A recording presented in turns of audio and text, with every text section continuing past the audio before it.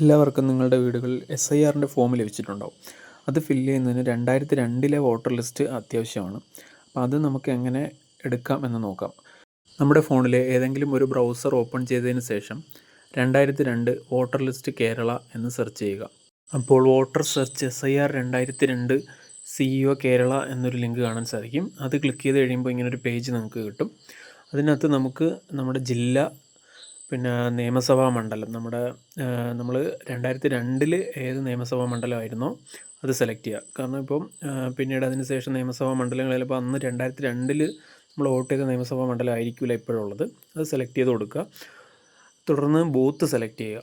Booth ഇപ്പം ഏതെങ്കിലും ഒരു സ്കൂളിൽ തന്നെ 1, 2, 3, 4 ബൂത്തൊക്കെ ഉണ്ടാവും. അപ്പോൾ അതിൽ ഏത് ബൂത്താണോ അന്ന് നമ്മൾ വോട്ട് ചെയ്താൽ ആ ബൂത്ത് സെലക്ട് ചെയ്ത് കൊടുക്കുക. പിന്നെ വോട്ടർ നെയിം മലയാളത്തിൽ വേണം ടൈപ്പ് ചെയ്യാൻ. അപ്പം മലയാളത്തിൽ ടൈപ്പ് ചെയ്ത് കൊടുക്കുക.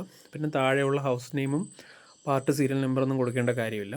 തുടർന്ന് സെർച്ച് കൊടുക്കുമ്പോഴത്തേക്ക് ഇതുപോലെ നമുക്ക് ആ വ്യക്തി ആ വോട്ടർ ലിസ്റ്റിൽ 2002 SIR വോട്ടർ ലിസ്റ്റിൽ ഉണ്ടെങ്കിൽ നമുക്കിതുപോലെ നമ്മുടെ കൊടുത്ത പേര് വെച്ചിട്ടുള്ള ഡീറ്റെയിൽസ് ലഭിക്കുന്നതാണ്.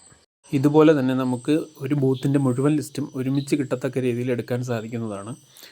അതുപോലെ ഈ എടുത്ത ഡീറ്റെയിൽസ് നമ്മൾ SIR ഫോമിൽ എവിടെയാണ് ആഡ് ചെയ്യേണ്ടത്, അതെങ്ങനെയാണ് ആഡ് ചെയ്യേണ്ടത് എന്നൊക്കെയുള്ള ഒരു ഫുൾ വീഡിയോ ഞാൻ ചാനലിൽ അപ്ലോഡ് ചെയ്യുന്നതാണ്.